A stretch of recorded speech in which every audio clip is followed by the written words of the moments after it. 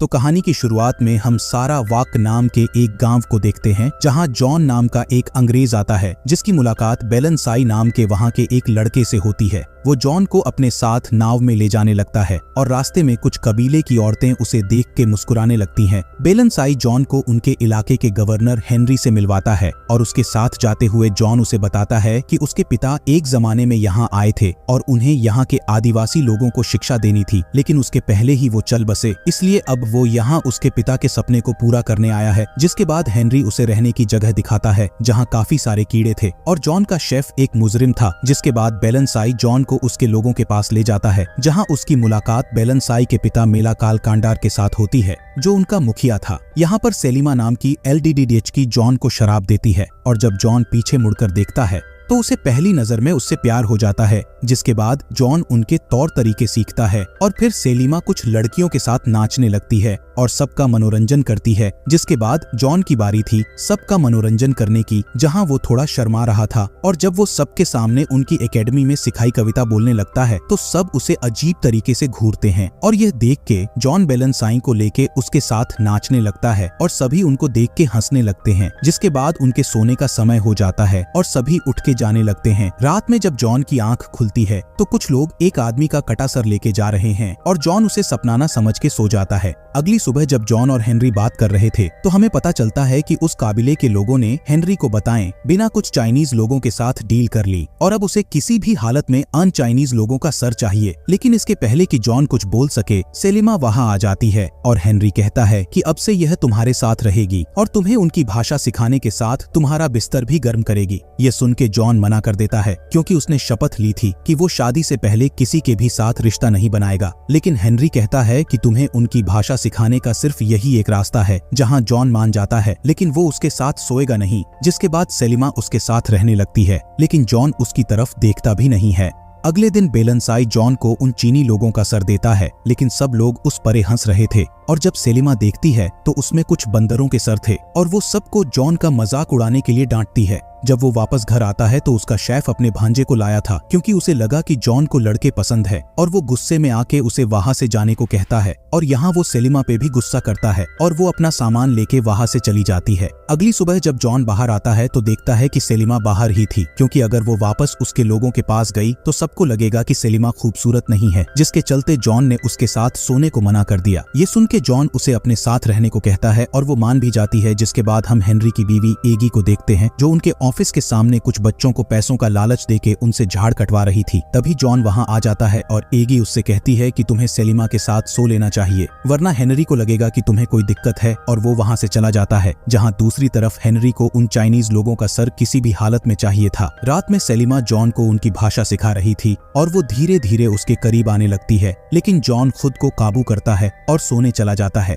यहाँ पर सेलिमा उससे कहती है कि अगर तुम शादी से पहले कुछ नहीं करोगे तो शादी के बाद अपनी बीवी को खुश नहीं रख पाओगे। जहाँ जॉन हंसने लगता है और उसे सोने को कहता है। अगले दिन जब सेलिमा के साथ जॉन कुछ बच्चों के पास था तो तभी बेलनसाई वहाँ आता है, जिससे बात करते हुए जॉन उसे अंडर वाटर बैटल के लिए चैलेंज करता है, जहाँ वो दोनों सारे कबीले के सामने पानी में उतरते हैं और अंदर डुबकी लगाते हैं। जहाँ 1 मिनट बाद बेलनसाई तो बाहर आ जाता है, लेकिन जॉन अभी भी अंदर ही था। सब चिंता में आ जाते हैं, लेकिन फिर 2 मिनट बाद वो बाहर आता है और बेलनसाई को उसका ऑन सीजन मास्क देता है जहां वो जीत गया था। अब अगले सीन में जॉन हेनरी को उसका सर देता है और यहां वो जॉन को बताता है कि कुछ दिनों में उसकी बेटी सेसिलिया यहां आने वाली है, जो काफी पढ़ी लिखी है और उसे पसंद आएगी। जिसके बाद जब रात में किताब पढ़ते हुए सेलिमा और जॉन बातें कर रहे थे तो उनको पता चलता है कि उन दोनों के पिता मर गए हैं और यहाँ पर जॉन सेलिमा के करीब आता है और उसके जिस्म के अंगों को छूने लगता है और सेलिमा उसे उनका मतलब बताने लगती है। जॉन खुद को काबू नहीं कर पाता और उसे किस करने लगता है, जहाँ वो दोनों इंटीमेट होते हैं।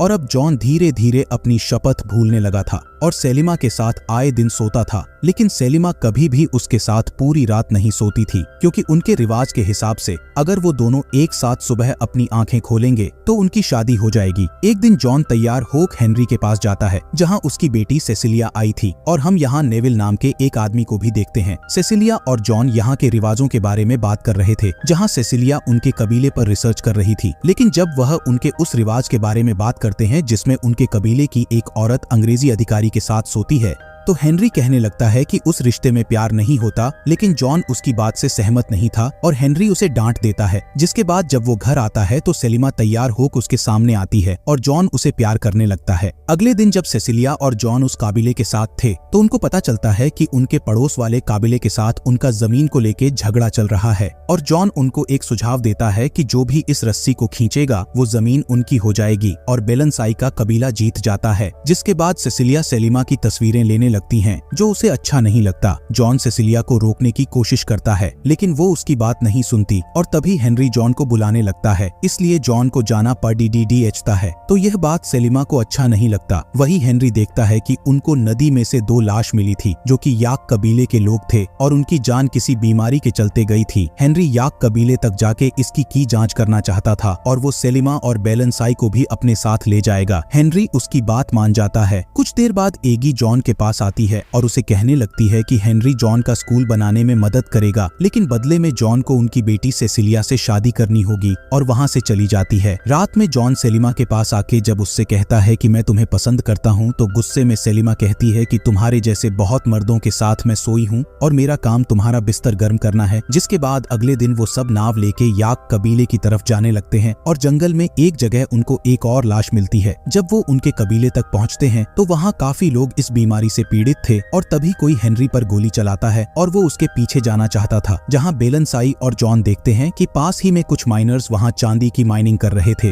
और जब वो वापस आते हैं तो वहाँ कोई नहीं था और सेलिमा को भी वो बीमारी हो गई थी जिसके चलते सब भाग गए। तभी वहाँ याका के कुछ सैनिक आते हैं और तभी जॉन को पता चलता है कि याका ने उन माइनर्स के पास से कुछ चावल लिए थे जिसमें उन्होंने दवाई मिला दी थी ताकि वो लोग भाग जाएं और उनको माइन करने की जगह मिल जाए। जॉन याका के लोगों को यह बात बता देता है और वो सभी उन माइनर्स पर हमला करके उनको मार डालते हैं। वही एक तरफ सेलिमा के सामने जॉन अपने प्यार का इजहार करता है और यह सुन के वो उसे गले लगा लेती है, लेकिन वापस आके जब हेनरी को यह बात पता चलती है तो वो जॉन को साफ मना कर देता है और वही सेलिमा के लोग भी उसकी शादी किसी और से करने को कहते हैं और अगर वो ऐसा नहीं करेगी तो हेनरी उन माइनर्स की मौत के जुर्म में जॉन को जेल भिजवा देगा। वही जॉन को भी यह बात हेनरी और उसकी बीवी बताते हैं और यह सुन के वो सेलिमा से मिलने जाने लगता है जहां उन लोगों ने उसे बंदी बना लिया था। जॉन उसे बाहर निकालने की कोशिश करता है लेकिन तभी हेनरी वहां आ जाता है और जब वो जॉन को जेल भेजने को कहता है तो सेलिमा शादी के लिए मान जाती है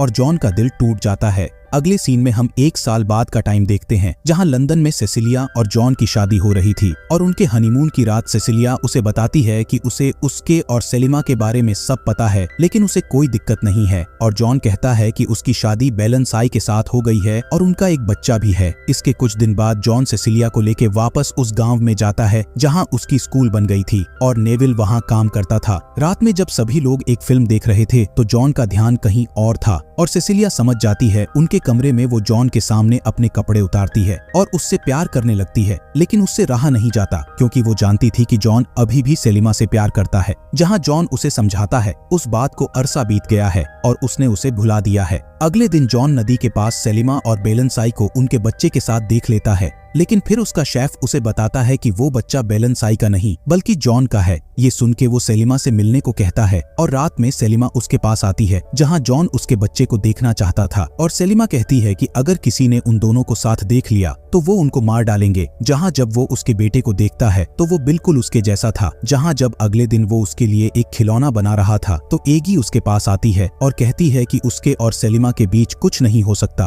और उसे धमकी देती है, लेकिन वो उसकी बात नहीं मानता और उसके बेटे के साथ खेलने लगता है। जहां नेविल उसे देख लेता है। जहां एक रात बेलनसाई जॉन को मारने आता है लेकिन सेलिमा उसकी जान बचा लेती है। हेनरी जॉन पर गुस्सा करने लगता है क्योंकि अब उसे बेलनसाई को मारना होगा और यहाँ पर जॉन को पता चलता है कि सेलिमा हेनरी की दूसरी बेटी थी जो राज किसी को नहीं पता। अगले सीन में जॉन बेलनसाई के जुर्म सबके सामने उससे पूछता है और वो उनको कबूल भी कर लेता है, लेकिन जॉन उसे कोई सजा नहीं देता और हेनरी उसे एक आखिरी चेतावनी देता है। रात में जब सेलिमा जॉन से बेलनसाई की जान की भीख मांग रही थी तो सेसिलिया उनको देख लेती है और अगले दिन बेलनसाई की सजा का दिन था और मजबूरी में जॉन को उसे फांसी की सजा देनी पड़ती है, लेकिन रात में चुपके से वो उसे आजाद कर देता है और सेलिमा से कहता है कि वो उसे कल भगा के ले जाएगा और उसे शिपिंग डॉक में आने को कहता है जहां वो मांग जाती है। अगली सुबह हेनरी जॉन पे गुस्सा कर रहा था क्योंकि वो जानता था कि उसी ने बेलनसाई को आजाद किया है। वही नेविल सेलिमा को अपने साथ रखना चाहता था और उसे उसकी बात माननी पड़ती है। एक तरफ जब जॉन सेसिलिया के पास आता है तो वो उसे बताती है कि वो प्रेग्नेंट है और यह सुन के जॉन के होश उड़ जाते हैं। रात में जब नेविल सेलिमा को परेशान कर रहा था, दूसरी तरफ हेनरी सेलिब्रेट कर रहा था। जहाँ रात में जब जॉन सेसिलिया के लिए जाने से पहले चिट्ठी छोड़ रहा था तो सेसिलिया उसे देख लेती है, लेकिन वह यह बात किसी को नहीं बताएगी क्योंकि वो जानती है कि उसने कभी उससे प्यार किया ही नहीं। जहाँ वो दोनों गले मिलते हैं और सेसिलिया जॉन को जाने को कहती है, वही उसके शेफ ने नेविल को बेहोश कर दिया था और वो सेलिमा को लेके डॉक तक आता है, लेकिन उसे जॉन कहीं नहीं दिखता और जब तक जॉन वहाँ आता है तब तक उनकी नाव निकल गई थी। तभी शेफ उसे बताता है कि सेलिमा जंगल के रास्ते गई है और वो उसके पीछे जाने लगता है। वही जब सेलिमा उसके बेटे को लेकर जा रही थी तो हेनरी उसके सामने आता है, लेकिन वो उसे रोकता नहीं है। बालक ही उसे अपनी बंदूक देख जाने को कहता है